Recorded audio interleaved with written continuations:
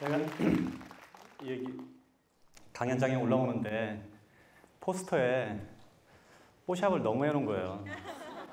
그래서 들어오자마자 되게 불안했는데 다행히 여기 안에서 내가 여기 TV 촬영한다고 메이크업을 받았는데 비슷하게 했어요. 전에 내가 비슷한 일이 한 번 있었었는데 김밥하는 CEO로 처음에 책을 냈을 때 출판사가 그 책이 나오기 얼마 전에 한 신문사하고 인터뷰를 했었었는데 그때 매출과 회사 자산을 착각하는 바람에 출판사에서 나온 책에 700억 부자라고 나온 거예요. 그 당시에 내가 70억도 아니었는데.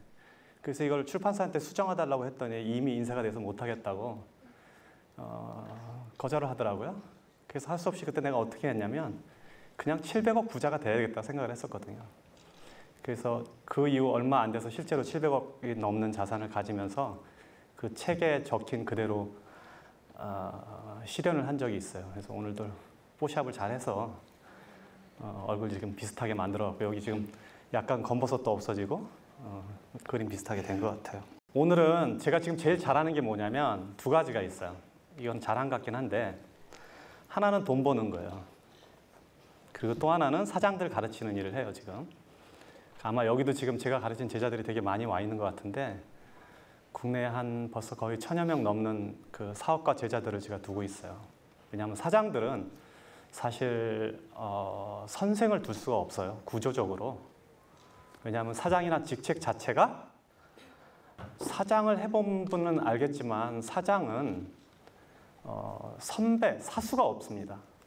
직장 내에 사수가 있을 수가 없어요.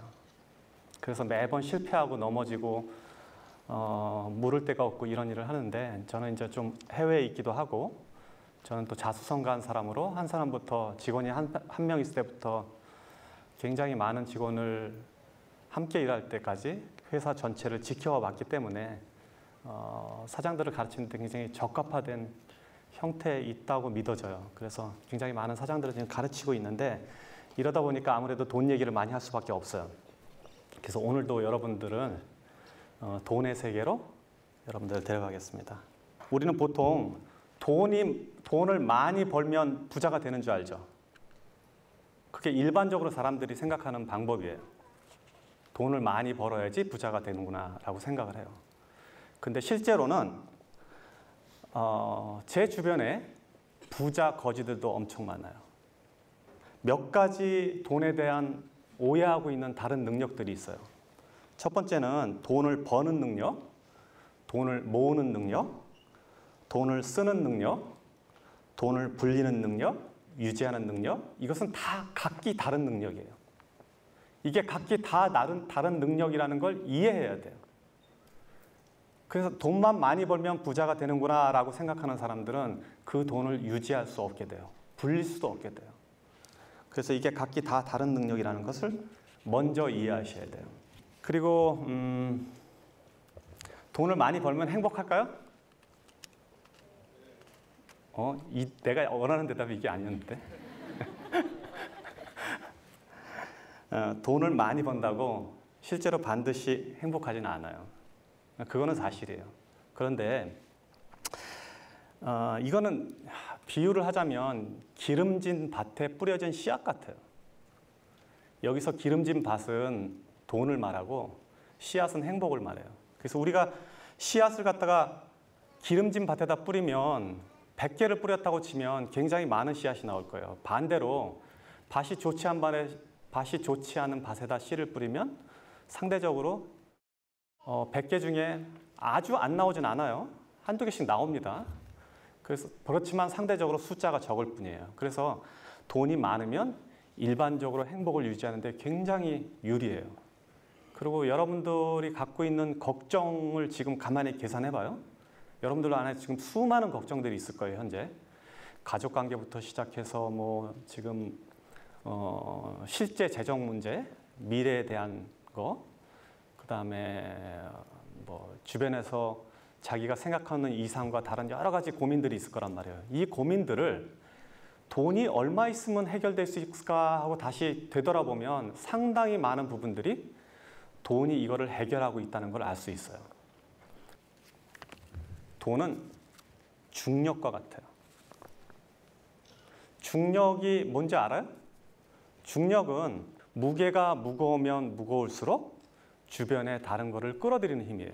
그러니까 지금 지구가 달을 끌어들여서 돌고 있게 하고 태양이 지구를 끌어들여서 주변에서 돌고 있게 하는 힘이 중력이에요. 그래서 돈도 똑같아요. 중력이, 즉 돈이 많으면 많을수록 다른 돈을 끌어들이고 그 돈의 무게감이 크면 클수록 다른 돈을 끌어들이는 힘을 갖고 있어요. 보통 돈을 보면 돈이, 여러분들 예를 들면 이렇게 얘기합시다. 내가 지금 10억을 벌고 싶다. 10억을 목표를 세웠어요. 그럼 매 1억을 지금 모아간다고 가정을 해요. 열심히 일하고 혹은 사업을 해서 1억을 모았어요. 그럼 그 다음 또 1억을 모으고 1억을 모으고 이렇게 해서 계속 10억까지 갈 거 아니에요.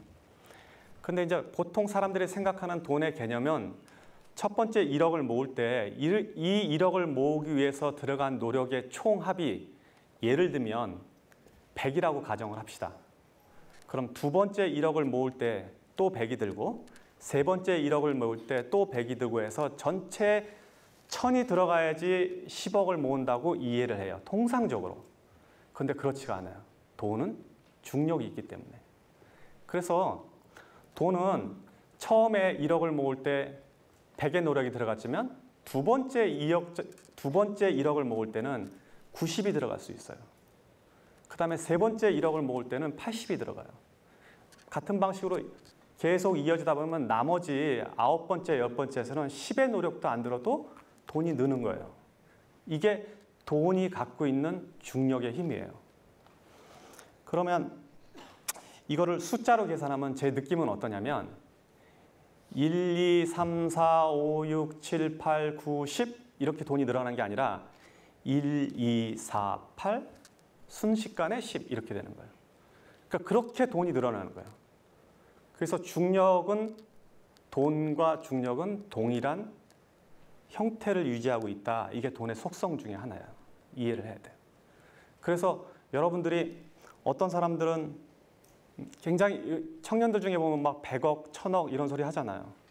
그럼 그게 굉장히 큰 돈 같지만 실제로 1억, 2억 하는 순서로 따지면 한 7번, 8번 대곱하기 하면 거기까지 가는 거예요. 그리고 사업도 실제로 그렇게 커져요. 제가 매장 하나를 가지고 매장 300개 열 때까지는 몇 년이 걸렸는데 그 다음 300개는 언제 했는지도 몰라. 원래 순서가 그렇게 돼요. 그 자체가 힘을 갖고 있기 때문에. 자, 그래서 돈은 중력과 같다라고 이해를 하셔야 돼요. 두 번째, 돈은 인격체예요. 인격체라는 말은 이제 person, 인격이라는 말인데 인격체라는 거는 스스로 존재하고 생각하고 개별적 실체를 가지는 것을 인격체라고 그래요. 무슨 소리야? 돈은 형체도 없고 생각도 없고 그냥 가치만, 사람들이 생각해 놓은 가치만 있고 숫자로 보여지는 건데 이게 무슨 인격체냐라고 생각을 한단 말이에요, 흔히. 그렇지만 여러분들은 오늘 이 저녁부터는 돈을 인격체로 받아들여야 돼요.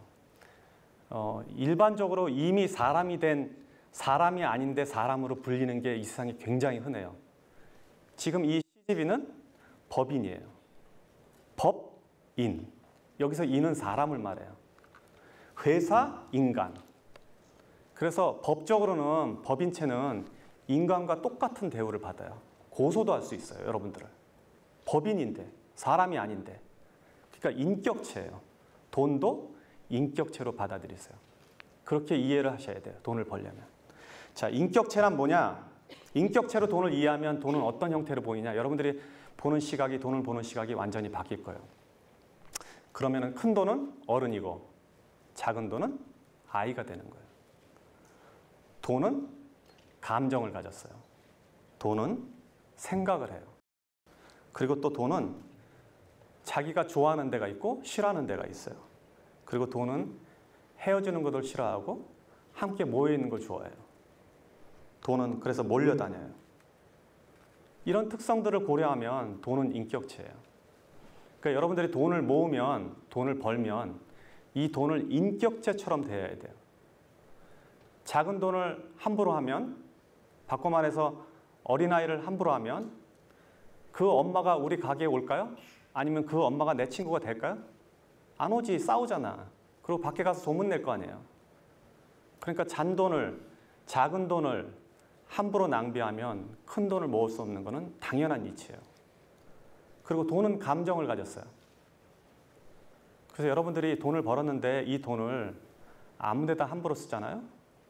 뭐 술집에 가서 탕진을 한다든지 도박을 한다든지 아니면 이유 없이 사치를 한다든지, 그러면 돈을 감정을 가졌기 때문에 나를 이렇게 대하는구나 이 사람은, 그렇게 생각하고 돈은 여러분들을 떠날 거예요. 왜냐하면 돈은 자기를 갖다가 하찮게 대하는 사람들을 옆에 두지 않기 때문에 그래요. 또 돈은 생각을 가졌습니다. 생각이 있기 때문에 여러분들이 무슨 행동을 하는지 면밀히 이해하고 있다가 갈까 말까를 결정하고, 생각을 가졌기 때문에 여러분들이 좋은 일에 돈을 쓰면 그 돈은 다시 돌아와요. 그래서 큰 돈은, 작은 돈은 아껴야 되고 큰 돈은 제대로 보내줘야 돼요. 이게 돈을 쓰는 방식 중에 하나예요. 그래서 돈은 인격체다라고 이해를 해줘야 돼요. 다음 거. 일정하게 들어오는 돈은 불규칙한 돈보다 힘이 세다. 사업이나 자기 생활에서 이거를 이해 못하는 사람들은 절대 돈을 못 모읍니다. 일정하게 들어오는 돈은, 일정하게 들어오는 것 자체가 어마어마한 힘이에요. 아까 내가 중력 얘기했죠. 중력. 그럼 중력은 그러니까 큰 돈은 상대적으로 작은 돈보다 중력이 셀 거예요. 그런데 일정하게 들어오는 돈은 한 번에 몰려다니는 돈보다 힘이 세요. 무슨 얘기냐면 매달 100만 원씩 버는 사람은 한 번에 1년 내내 굶다가 어느 날 1000만 원 버는 사람보다 힘이 세다는 얘기예요. 이거를 캐시플로우라고 얘기해요. 일정하게 물이 들어오는 거. 자, 우리 지금 비 안 와갖고 막 난리인데, 비가 일정하게 골고루 오면 곡물도 자라고 우리가 온도를 유지하거나 세상을 사는데 편리한데, 만약에 한 번에 비가 몰아서 오면 어떻게 될까요? 연량 강수량이 200mm밖에 안 되는데 1년 내내 안 오다가 200mm 한 번에 와. 이러면 우리 풍수로 죽게 되는 거예요.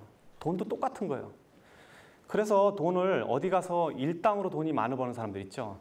뭐 기계 고치고 뭐 설비해갖고 하루에 30만 원, 50만 원 버는 사람들, 돈을 못 벌게 돼 있어요. 그 구조적으로. 그렇게 하루 일당씩 보면 30일이면 얼마 이렇게 계산하면 여러분 수입보다 몇 배 되는 것 같지만, 실제로 그런 사람들은 일정하게 돈이 들어오지 않기 때문에 그 돈을 모을 능력이 사라져 버려요. 사업도 마찬가지예요. 매출이 주말에 500만 원 오르는 거 아무 의미 없어요. 매일 100만 원 오르는 게 더 좋은 거예요. 왜냐하면 일정하게 들어오는 돈은 그 돈 자체가 강력한 힘을 갖고 있어요. 그래서 우리도 예를 들면 이렇게 사람들이 많은 데 가면 경찰 몇 명이 군중 전체를 통제할 수 있죠. 그 통제할 수 있는 힘이 뭐예요? 그거는 조직화되어 있기 때문에요. 우리는 조직이 안 돼 있는데 경찰들은 조직화되어 있고 명령 체계화되어 있기 때문에 수많은 군중을 통솔할 수 있다고요. 그러니까 일정하게 들어오는 돈은 조직화된 돈이라고 봐야 돼요. 그래서 그 돈은 다른 돈들을 이겨요. 더 큰 돈, 목돈 2천만 원, 3천만 원 들어오는 거 아무 의미 없어. 매달 100만 원, 200만 원 버는 게 아주 무섭고 중요한 돈인 걸 알아야 돼요. 고생해서 번 돈은 공짜 돈보다 힘이 세다. 이거는 좀 이해하기가 쉬운데, 돈은 같은 100만 원이라도 혹은 같은 1000만 원이라도 그 숫자는, 가치는, 지금 현재 보여지는 가치는 동일하더라도 그 돈이 벌어진 과정에 따라서 그 돈의 무게가 틀려져요. 여러분들이 고생해서 벌은 돈은 돈의 가치가, 무게가 100kg라 그러면 누가 준 돈은 1kg도 안 되는 거예요. 그래서 가볍게 날아가요. 이치를 아시겠죠? 그런 돈은 그냥 흩어져 버려요. 복권에 당첨됐다든지, 갑자기 사업을 해서 돈을 벌었다든지, 혹은 누가 줬다든지, 유산으로 받았다든지, 땅값이 갑자기 올라서 떼부자가 됐다든지, 이런 사람들의 돈은 같은 1억이라도 내가 벌어서 꾸준히 모아서 적금 들어서 벌은 돈 1억하고는 전혀 다른 가치를 갖고 있는 거예요. 그래서 고생해서 번 돈은 공짜임보다 그 힘 자체가 그리고 그 중력 자체가 전혀 다른 역할을 하고 있어요. 사실 성공이라는 거는 한 사람의 성공은 그 이면에 굉장히 많은 사람의 슬픔과 고생을 바닥에 두고 있어요. 돈은 몰려다니기 때문에. 그래서 성공한 사람들이 하는 실수가 뭐냐면 지금 이런 거를 잘 지키지 않는 게 보통 성공한 사람들이 흔히 하는 실수예요. 제가 성공이 근본적으로 많은 슬픔과 불행을 깔고 있다는 얘기는 뭐냐면 그 깔은 자체가 마치 가시처럼 이렇게 앉아 있거든요.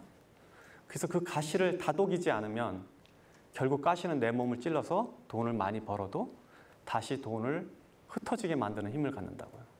그래서 이런 원리들을 이해해야지 우리가 돈을 모으고 관리하고 유지하고 더 확장해 나갈 수 있는 거예요. 그래서 여러분들은 성공하고 나면 혹은 성공하기 전에 이 원리를 이해해야 돼요.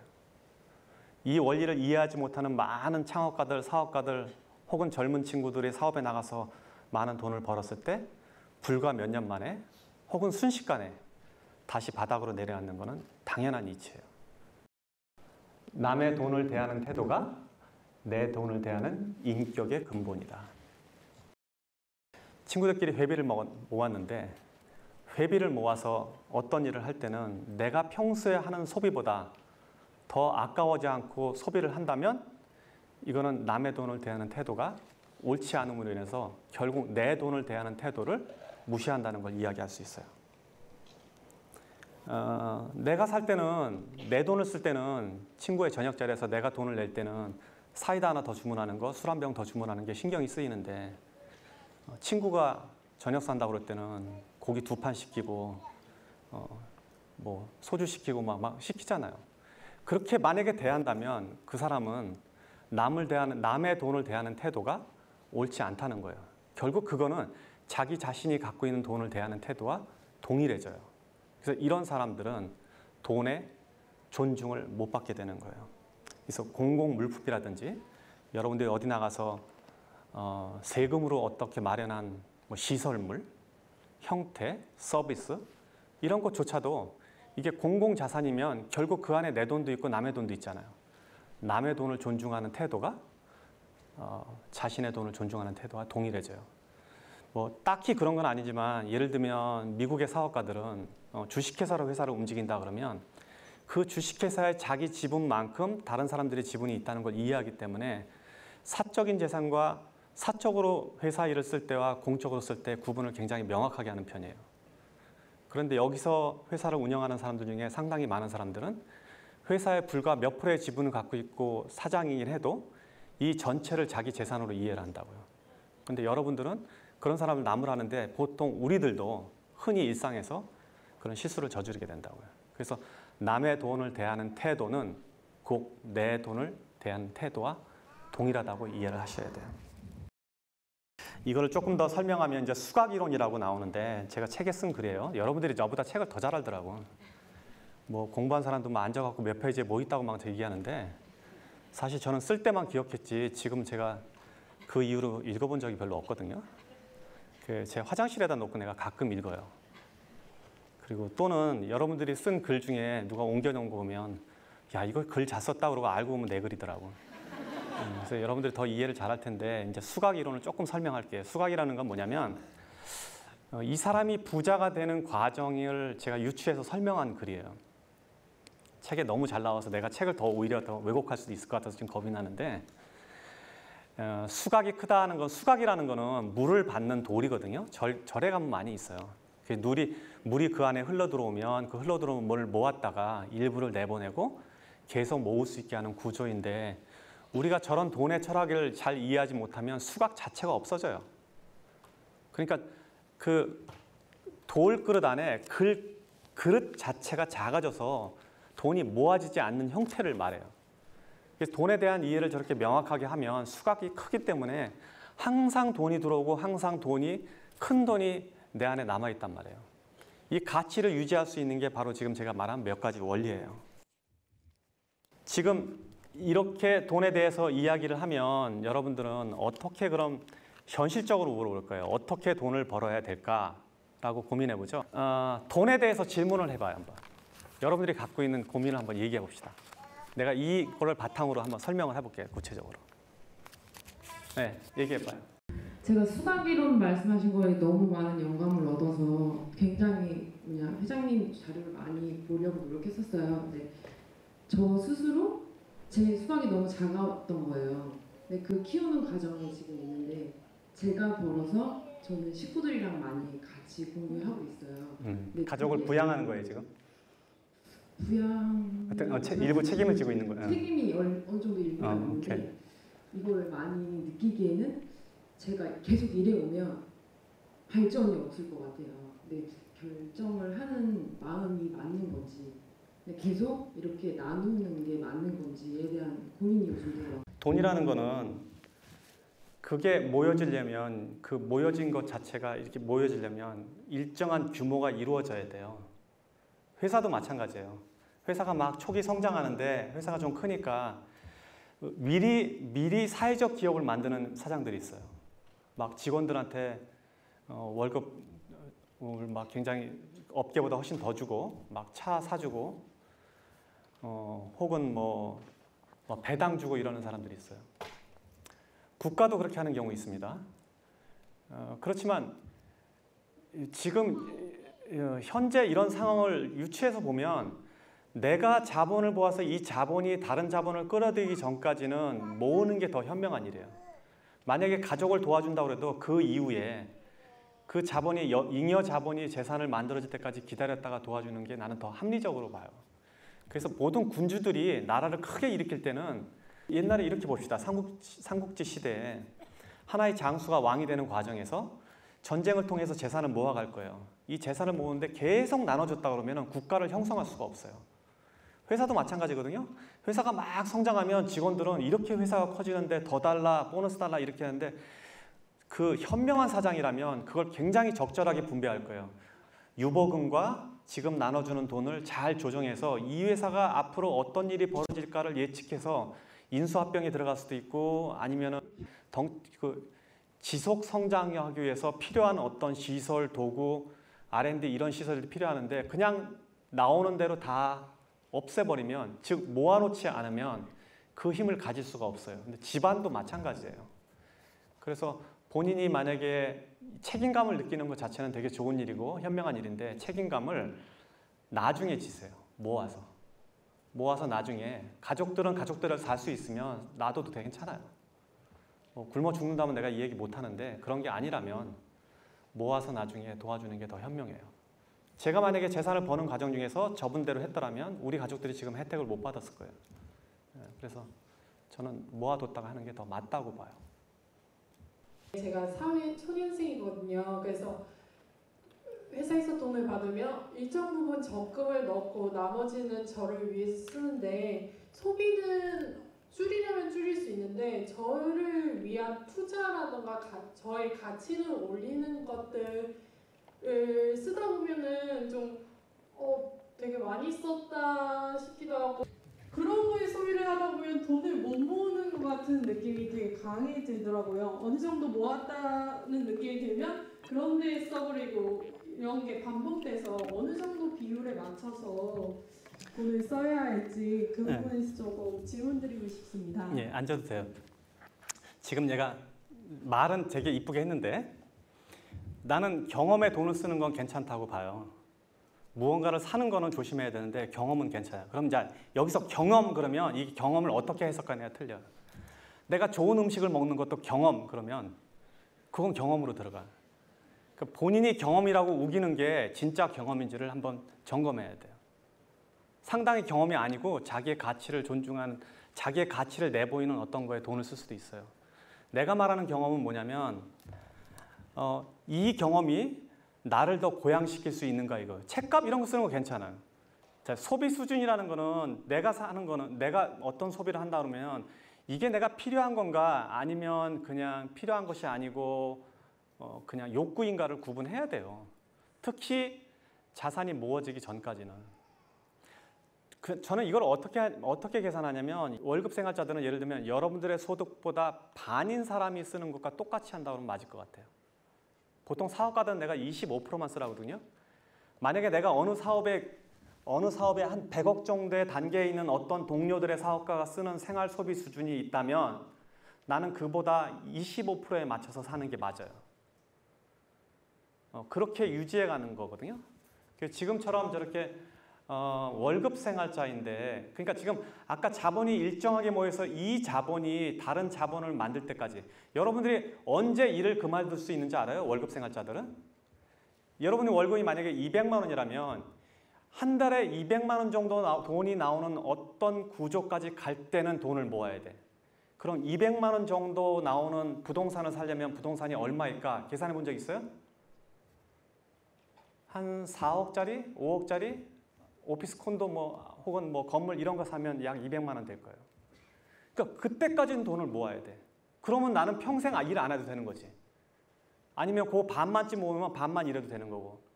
그렇게 돈을 모아는 거예요. 그리고 월급 생활자가 5억을 어떻게 만들어? 아까 말한 대로 5억 만들려면 처음 만들어야 되니까 1억 먼저 만들어야 되고, 1억 만들려면 1,000만 원 먼저 만들어서 그렇게 씨앗처럼 모아서 거기까지 가야 돼. 그거 가는 거 생각보다 빠른 거 아니에요. 해보면. 막상 해보면 별거 아니에요. 왜냐하면 자본 자체는 자본이 자본을 불러들이기 때문에 복리로 늘어나기 때문에 가능해진단 말이에요. 그러고 나서 200만 원 정도, 300만 원 정도의 월세가 나올 정도 되면 그 정도의 소비 수준만 유지하면 평생 일 안 해도 되는 거잖아. 그 구조로 가는 거예요. 전부 다. 부자라는 거는. 그걸 이해하지 못하면 계속 똑같은 생활을 하는 거죠. 그래서 처음에 그렇게 하면 안 돼. 처음에 되게 잘 모아야 돼. 악착같이 모아야 돼. 돈을 정말 많이 버는 사람들을 보면은 그런 기업들은 대부분 투자를 또 많이 받았고, 제가 지금 지내고 있는 사무실에도 워낙 투자받은 그런 스타트업 기업들이 많다 보니까 한편으로는 부러운데 그거를 못하고 있는 건 아닌가라는 생각이 들어서, 사실 이건 케바케로 케이스 바이 케이스로 1대1 상담을 받아낼 수 있는 문제이기도 하지만, 이 투자에 대한 장단점의 이런 점들이 어떤 사업에 대한 업종에 따라 갈리는 건지, 아니면 대표의 역량 또는 경험, 아니면 그 사업의 시점에 따라서 투자에 대한 장단점에 대해서 고민을 해야 되는 건지, 참 이건 가장 고민이 돼서. 그러니까 투자를 받는 이유는 뭐냐면요. 흔히 두 가지로 나눠요. 지금 회사가 급격하게 성장하는 게 보이는데 자본이 모자란 경우에. 그래서 자본이 투입되면 순식간에 회사를 할 수 있는 경우가 투자가 되고, 혹은 내 자본을 가지고 안 하려는 사람들은 투자를 받아요. 그 둘 중에 하나라도 해당이 된다면, 그러니까 그 둘 중에 해당이 된다면 투자를 받아야 되는 거예요. 나는 내 돈 갖고 장사하고 싶지는 않아. 내 돈은 놔두고 남의 돈으로 사업할래. 그런 마음이 있다면 투자 받아야 돼요. 혹은 내가 이게 너무 아이디어가 좋아서 빨리 돈을 가지고 이거를 확장해야 되겠다. 순식간에 막 한국 전체에다 뿌려야 되겠다. 이런 경우 투자 받아야 돼요. 왜냐하면 자본을 모으는 데까지 시간이 걸리니까. 근데 그 두 예가 아니라면 나는 투자는 절대 받지 말라고 얘기해요. 아까 말한 대로 켈리처럼 자기 결정권이 흔들리면서 속도가 떨어질 수도 있고, 저 역시도 마찬가지로 내가 만약에 투자를 받았다면 이런 빨리 의사결정을 하면서 회사를 키울 수 없었을 거예요. 그래서 나는 가능하면 창업자들이 투자를 받는 거는 나중에 그 과정에 가거나 상장할 때 얘기해요. 너무 여러분들은 투자를 쉽게 얘기하고, 그리고 거기에 이제 이거는 지금 이 시간에 다 얘기할 수 없어서 내가 이건 사장아 수업 때 얘기를 하는데, 투자라는 건 투자를 해주는 사람과 투자를 받는 사람이 투자에 대한 일정한 정도의 교육 수준이 있어야 돼요. 그걸 바라보는 시각이 똑같지가 않으면 투자 자체는 항상 싸움이 되거나 소송이 되거나 회사가 뺏기게 돼요. 그래서 여러분들한테 좋은 일이 별로 없어요. 그래서 투자는 투자를 하는 사람이, 투자를 받는 사람이 투자에 대한 동일한 이해 개념이 생길 때까지 공부가 끝난 사람들끼리 해요. 예를 들면 저한테 투자를 해달라고 오는 사람들이 꽤 있는데, 젊은 친구들도 많고. 그래서 제가 물어봐요. 네 회사가 그러면은 가치가 얼마야? 잘 모르겠는데요. 그냥 5억만 저한테 주시면 제가, 그럼 내 지분이 얼마냐고 도대체. 그러면은 이게 무슨 얘기인 줄 알아요? 이 친구하고는 이런 얘기를 할 수 있는 상황이 아니구나. 투자를 받고 서로 주고받을 상황이 아니라, 그 아이디어가 아무리 좋아도 필요가 없다고요. 그래서 그렇게 쉽게 투자 얘기를 하는 건 아니고, 투자는 더 공부를 하고 기업가 수준에 갈 때 얘기를 해야 돼요. 지금 소형업체에서는 투자하는 거 겨울 다 뺏어가는 꼴이 돼요. 네. 예, 안녕하세요. 서울에 사는 정성원이라고 합니다. 저는 와이프와 함께 조그만 디자인 사업체를 운영을 하고 있는데요. 법인 사업체도 50대 50의 지분을 가지고 있습니다. 와이프하고 예. 와이프는 감성적인 부분을 담당하고 있고 저는 회계나 뭐 이런 관리적인 이성적인 부분을 담당하고 있는데요. 문제는 저는 김승호 회장님의 돈에 대한 철학에 100% 공감을 하고 그렇게 살려고 노력을 하고 있는데 와이프는 정확히 정반대의 삶의 태도를 하고 있다는 겁니다. 와이프가 여기 같이 와 있어요? 사실 같이 왔으면 좋겠는데 지금 부부가 오신 분들이 너무나 부럽습니다. 사실. 네, 그래서 저는 월급을 200 받으면 아까 25% 남기 수준을 살라고 하셨는데 저는 5%로 살 자신 있는 사람입니다. 근데 와이프는 200%를 쓸 수 있는 사람입니다. 그래서 와이프한테 돈 얘기할 때마다 저도 괴롭고 와이프도 괴롭고 그리고 교육비를 저는 좀 굉장히 높게 쓴다고 생각하는데 사실 교육비라는 게 또 이게 육아 철학까지 연결되는 부분이기 때문에 저도 조심스럽습니다. 굉장히. 그래서 혹시 와이프와 돈에 대한 철학이 다를 때 혹시 그런 걸 통합시킬 수 있는 혹시 있어요. 제일 좋은 방법은 와이프랑 헤어지는 거예요. 근데 헤어지지 못하겠다 그러면 사업을 헤어져야 돼. 근데 사업도 같이 할 수밖에 없다 그러면 어떻게 해야 되냐면 지금 본인이 잘못하고 있는 거예요. 무슨 얘기냐면 나는 5%로 살 수 있는데 와이프는 200% 쓴다. 그 5%로 사실 때는 사실일 거예요. 200% 산다는 거는 과장이에요. 결국 나는 검소하다고 생각하는데 그 검소함이 남한테 강요되면 인색함이 돼요. 절대 그렇게 하면 안 돼. 나는 그냥 5%를 지켜. 근데 와이프는 다 써도 그냥 놔둬야 돼요. 그렇게 해야지 공존하는 거예요. 그래서 자기의 가치를 그게 와이프더라도 그 가치를 거기다가 억지하면 안 되는 거예요. 나만 5% 해갖고 그냥 집에다 뭐 하든지 아니면 좀 손해보는 느낌이 있다고 헤어질 거 아니면 그냥 같이 살아야 돼요. 할 수 없어요. 여기서 칭찬받을 일 아니야, 저거 지금. 그리고 남자 사업가, 여자 사업가들은 좀 다른 얘기인데 남자 사업가한테 이거 내가 항상 하는 얘기인데 사업을 해서 돈을 벌잖아요? 그럼 사업가들은 어떻게 행동하냐면 그 돈에 이제 이익이 났어. 예를 들면 한 10억 이익이 났다고 칩시다. 그럼 그 10억 이익을 회사에다 다 재투자하거든. 100% 다 그렇게 움직여요, 다들. 사장들은. 경험이 없기 때문에. 그럼 왜냐하면 그 10억을 다시 재투자하는 이유는 뭐냐면 지금 그 돈을 어디다 투자하는 것보다 자기 회사에다 투자하는 게 이익이 제일 많거든. 회사를 키워가는 게 더 나니까. 그렇게 생각을 한단 말이에요. 근데 그건 잘못하는 거예요. 이 사람이 부부로 일을 한다 그러면 그 돈을 10억을 모을 때까지 배경을 만들어준 아내, 가족을 보호해준, 지켜준 아내가 그 지분의 반을 갖고 있는 거예요. 내가 가서 벌더라도. 그래서 그 반의 50%를 와이프한테 배당을 줘야 돼요. 생활비 다 주고 그 배당을 줘야 돼요. 그러면 5억은 집으로 가잖아요. 근데 5억을 집으로 가면 사업가는 아깝지. 이거 10억 해서 빨리 회사 키우고 싶은데 그런데 그렇게 하다가 한번 무너지면 다시 바닥까지 가거든. 이 집안의 재산은 사업가로서 이 집안의 재산은 그 돈이 와이프한테 옮겨간 돈이 진짜 그 집안의 재산이에요.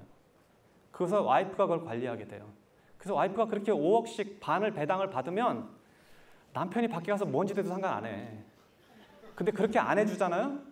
그럼 사업을 하는 사람들은 어떻게 하냐면 직원들 챙겨야 되니까 막 직원들 차도 사줄 수도 있고 뭐 신경도 써주고 어떤 사람은 집도 사주고 뭐 또 보너스도 주고 막 이런다며요. 그 집에 가면 와이프는 괜히 이유도 없이 입만 나와 있거든.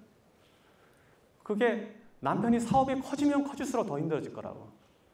근데 와이프도 이게 무슨 불만인지 잘 몰라. 굉장히 뭐 생활비도 늘어나고 뭐 집도 커지고 이러는데 불만이 계속 쌓인다고요. 근데 거기에 결국 뭐냐면 이 재산의 반이 아내한테 옮겨져서 아내가 결정권을 갖게 할 때 그게 완성이 돼요. 그 조건만 몇 개 붙이면 돼. 내가 진짜 다시 망하면 다시 줘. 그리고 이 돈 나 모르게 딴 데다 쓰지 마. 좋은 데 투자해줘. 이혼하지 말자. 이 정도면 되는 거예요. 자, 아까 여자분 하기로 했지. 여기 뒤에. 네, 책을 보니까 회장님께서 내성적이고 되게 부끄러움이 많은 성격이라고 하셨는데 제가 보기에는 그래도 이렇게 많은 분들 앞에서 말씀을 잘 하시고 하는 거 보니까 저처럼 정말 내성적인 사람은 사실 이것도 굉장히 떨리고 나도 떨려 지금. 그런데 주목받고 이렇게 발표하고 하는 게 보기엔 어렵지 않게 쉽게 하시는 것처럼 보이는데요. 저처럼 이렇게 많은 분들 앞에서 얘기하거나 이렇게 나서는 걸 좀 울렁증 있는 사람한테 좀 극복할 수 있는 그런 좀 조언이 있으면 듣고 싶습니다. 나는 내성적인 사람도 실제로 사업하는데 별로 문제가 없다고 봐요. 그 내성적인 지도자들 있죠? 이런 지도자들이 요새 세상에서는 꽤 괜찮아요. 특히 여성 사업가들도 영역을 많이 확장해 나갈 수 있는 게 현대사회예요. 옛날보다 훨씬 나아요. 왜냐하면 전에는 남자들끼리 사업할 때는 막 으쌰으쌰 술 먹고 뭐 어디 가서 골프 치고 아니면 뭐 선배 찾아다니고 뭐 형 동생 이렇게 사업을 하는데 저만 해도 그런 식으로 사업을 접근하는 사람을 완전히 배제하거든요. 왜냐하면 그건 불편해요. 뭐 아는 사람끼리 뭐 해주면 실제로 더 불편해. 그래서 이 일은 일대로 해주는 게 좋단 말이에요. 우리가 거래처가 되게 많은데 이 거래처가 막 그거 뭐 원가로 내주겠다 이런 소리 하면 나는 적정한 이익을 보고 효과적으로 항상 해주는 사람이 좋지. 막 내가 매일 관리 감시해갖고 어떤 때 싸우고 들어오고 어떤 때는 등치는 거 갖고 이런 거 싫거든. 근데 여자들은 그런 걸 하기에 남자들보다 더 좋은 환경이 있어요. 지금 세계가. 특히 여자들은 그런 거에 잘 남자들보다 덜 휩쓸리기 때문에 조용하고 얌전한 사장들도 일을 할 수 있어요. 우리 회사에 다 여자 사장이에요, 셋이. 제가 법인체가 8개 있는데 그중에 반이 여자 사장이에요. 품성을 그대로 유지하고서도 굉장히 좋게 사업을 잘하고 있기 때문에 지금 그런 게 받침이 많이 돼 있고 특히 여성 사업가들이 많이 나타났잖아요. 그래서 나는 여성 사업가들을 응원하는 편이에요. 그런 측면으로 보면. 그래서 뭐 내성적이라고 별로 생각할 거 없어요. 나도 내성적인데 내가 이거 강연이니까 그리고 이건 그래도 일이라고 보니까 이렇게 얘기하지. 여러분들 사적으로 만나면 내가 말 한마디 안 할 거예요. 그리고 우리 학생들도 단체로 이렇게 모아놓고 있으면 질문은 대답을 해주는데 내가 뭐 노래를 시킨다든지 아니면 뭐 내가 주목받는 자리, 뭐 생일 축하 이런 거 하면 난 도망가 버리거든. 그래서 그래도 나 사업하잖아요. 여기까지 왔잖아요. 그러니까 걱정할 거 없어요. 자, 저 뒤에 또 봅시다. 사업 구조를 어떤 식으로 접근을 하셔서 시장 조사 공부라는 걸 계속해야 사업 자체를 유지할 수 있고 시작하고 실패하더라도 목표까지 끌고 갈 수 있잖아요. 그래서 그런 부분에 접근을 어떻게 하셨는지 전체적으로. 자, 그거는 자기가 자기 직업을 지칭할 때 뭐라고 지칭하느냐에 따라 틀려져요. 이게 생각의 차이예요. 내가 만약에 식당을 하나 창업한다고 합시다. 나는 요리사라고 생각하는 사람이 있어요. 그 막 요리를 굉장히 정성스럽게 하고 손님이 이걸 먹는 걸 좋아하는 사람을 감동을 받고 이런 친구들이 있단 말이에요. 자기 자신을 요리사라고 생각해요. 근데 어떤 요리사들은 자기가 매장을 열면 자기가 식당 경영자라고 생각을 해요. 그래서 요리사와 식당 경영자는 같은 요리를 두고도 해석도 틀리고 만드는 방법도 틀리고 서비스도 틀려져요. 그런데 또 다른 사람이 있어요. 내가 요리사이지만 식당을 하고 있지만 나는 경영자라고 생각하는 사람이 있어요. 혹은 나는 사업가라고 생각하는 사람도 있어요. 기업가, 엔트로프너 이렇게 자기를 어떤 자리에 자기를 놓느냐에 따라서 자기가 하는 역할 자체가 틀려져요. 저는 엔트로프너라고 그래요. 내가 직업란을 미국에 들어올 때 이렇게 여기 공항 들어올 때 직업 쓰잖아요. 엔트로프너라고 써요. 기업가라고. 기업가는 나는 외식 기업가가 아니에요. 나는 기업가라고 세팅을 했기 때문에 기업가는 어떤 기업도 할 수 있어요.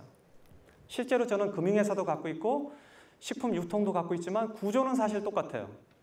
슈퍼마켓도 옛날에 내가 운영을 해봤는데 슈퍼마켓에 물건을 집어넣고 그 물건을 진열하고 손님에게 잘 보여서 팔고 계산하고 하잖아요. 금융회사에서 펀드를 파는 것도 똑같아. 우리 회사가 펀드를 이리저리 프로그램을 만들어서 데이터를 가져다가 펀드를 만들어. 이 펀드를 어디다 파냐면 펀드들끼리 모여서 경진대회를 하거나 그런 거를 모아서 파는 협회들이 있어요. 거기 가서 우리 펀드를 자랑해요. 그건 가서 그 식품쇼에 나가서 식품을 소개하는 거랑 똑같은 거예요. 그래서 거기서 선정이 되면 각 회사, 각 매장에 진열되듯이 각 은행으로 진열되는 거예요. 그럼 사람들이 은행 창구에서 그 펀드를 사기 시작하면 그게 매출이 일어나는 거예요. 그러니까 구조는 다 똑같아.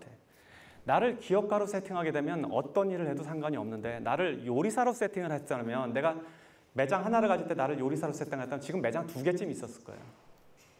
나는 기업가가 될 생각을 했으니까 식당을 통해서 돈을 버는 게 아니라 요리를 통해서 돈을 버는 게 아니라 구조를 통해서 시스템을 통해서 돈을 벌 생각을 하고 글로 갔잖아요. 그러니까 본인도 이게 내가 어떤 직업에 어떤 역할을 할 건지 이름을 정하고 나면 길이 보일 거예요. 예. 일부러 여유를 부리신 적이 있나요? 게으름을 아, 네, 그러니까 진짜 사람이 게을러서 게으름을 피우는 적도 있으시고 또는 아니면 일부러 이게 일만 하면은 이게 뭐 예를 들어 날씨가 너무 좋은데 꼭 한번 이제 날씨 좋은 걸 누려야 될 때도 있잖아요. 열심히 하다가 그러니까 일부러 이렇게 그래. 이게 좀 이상한 질문 같은데 되게 힘든 질문이네. 우리 와이프가 나보고 어느 날 TV를 보고 앉았는데 갑자기 등을 딱 치면서 여보 일 그만해 이러더라고. 나 TV 보고 있는데. 이게 무슨 얘기냐면요. 나는 평생 사업가 추구했던 사람 중에 하나예요. 그래서 매번 실패해도 이걸로 돈을 벌 수 있을까? 지금도 이게 버릇화되어 있단 말이에요. 내 기억으로 유일하게 내가 머리를 쉬고 사업을 안 했던 적이 언제냐면 내가 중대 제자 중에 프랜차이즈 사업하는 제자들 데리고 몇 명 데리고 필리핀에 어디 해변가에 놀러 가서 이렇게 앉아 있었던 그때는 바다가 너무 좋아갖고 며칠 동안 내가 사업 생각을 안 했다고요. 근데 평소에 나는 다녀보면 모든 게 다 사업거리로 보니까 그래서 이게 버릇이 평생 그러니까 정신적으로 사업을 추구하는데 노력을 했고 저게 이제 답은 아닌데 답이 되는 게 뭐냐면 나는 이민자예요. 미국 이민자. 이민자로 갔을 때는 피부색도 그렇지만 영어도 모자라고 전형적으로 지금 한국에 있는 외국인 노동자와 똑같은 신세거든요. 그래서 그런 사치를 사실은 처음엔 부릴 새도 없었어요. 물론 이제 시간이 조금 지나면서 뭐 낚시도 가끔 다니고 이렇게 했는데 평소에는 이게 여러분 청년들이 자꾸 실수하는 게 있어요. 이게 마중물 같은 거예요, 모든 게. 내가 젊은 나이에는 젊어서 어떤 경험을 쌓고 이렇게 인생을 전체를 죽이지 않는 것도 되게 좋은 일인데 자본이 모이거나 아니면은 마중물처럼 뭐가 올 때까지는 좀 노력해야 돼요. 좀 유보하고 노는 게 맞아요. 그리고 그렇게 하라는 이유는 뭐냐면 젊은 친구들은 특히 내가 이 세상에서 나 스스로 존재해서 살아남을 수 있는 걸 증명해야 돼요. 이거 굉장히 중요한 일이에요. 오늘은 그 질문이 안 나오는데 좋아하는 걸 할까요? 잘하는 일을 할까요? 맨날 이렇게 물어본단 말이에요. 상관없어. 돈 버는 일을 해야 돼. 내 스스로가 존재해내줘야 돼요. 이 세상에서. 그러고 난 다음에 자기 좋아하는 거 하면 돼. 나는 내 급여도 못 만들고 내가 뭐 부모님한테 돈 용돈 받아서 쓰고 뭐 와이프가 어떻게 해. 이거는 아니야. 이거는. 그러니까 존재하는 거를 증명할 때까지는 최선을 다해야 돼. 그러고 나서 여유 생길 때마다 그렇다고 그걸 다 미루라는 얘기는 아니고 여유 생길 때마다 더 그거를 이렇게 조금씩 도와주는 것도 전체 삶에 굉장히 유용한 가치니까 같이 해도 돼요. 근데 좀 밀어가면서 하라는 얘기예요. 오늘 이 강의를 들은 사람들은 아까 제가 정리한 저 원리를 잘 체득하시면 그 자체가 여러분들한테 실제 자산으로 옮겨질 거예요. 원래 자산이라는 것이 일을 해서 버는 돈이 있고 구조를 통해서 버는 돈이 있고 신용 자체, 상장회사 같은 거는 신용 자체가 돈이에요. 그리고 돈을 만드는 사람도 있어요. 이런 구조 안에 다 들어와 있는데 여러분들이 이 안에서 자기가 하는 역할들을 하나씩 저 틀에 따라서 따라가다 보면 여러분들 자체도 다 부자가 돼 있을 거예요. 그래서 오늘 강의는 여러분들이 실물 경제에서 실제 부자가 될 수 있는 그 팁 같은 거예요. 이런 거는 원래 잘 안 가르쳐요. 그 집안 자체가 돈에 대한 철학이나 이미 몇 대쯤 이어져서 돈을 관리하는 테크닉이 늘어난 데서만 저런 이야기를 가르친단 말이에요. 왜냐하면 저걸 가르치면 부자들은 사실은 재산이 없어지거든. 그래서 여러분들이 오늘 제가 강의한 몇 가지 툴을 잘 기억해놨다가 이거를 여러분들의 실물 자산으로 옮겨 놓으시기 바랍니다. 오늘 여러분 늦게까지 그리고 이 자리 멀리서까지 이렇게 와주셔서 너무 감사하고 다음에 또 제가 사실은 오늘 준비한 거를 잊어먹고 못 갖고 왔는데 내가 100만 불짜리 그 돈들을 좀 나눠주려고 했는데 못 갖고 왔어요. 다음에 기회 있으면 하고 여러분들이 100만 불을 벌어서 부자는 지금 숫자로 요새 얘기할 때 보면 자기 유동자산 10억 이상 있는 사람을 보통 백만장자로 얘기를 해요. 그러니까 여러분들 모두 다 백만장자 되시기 바라고 백만장자 된 사람은 오늘 강의를 통해서 백만장자 된 사람은 나중에 저한테 찾아와서 밥 사세요. 네.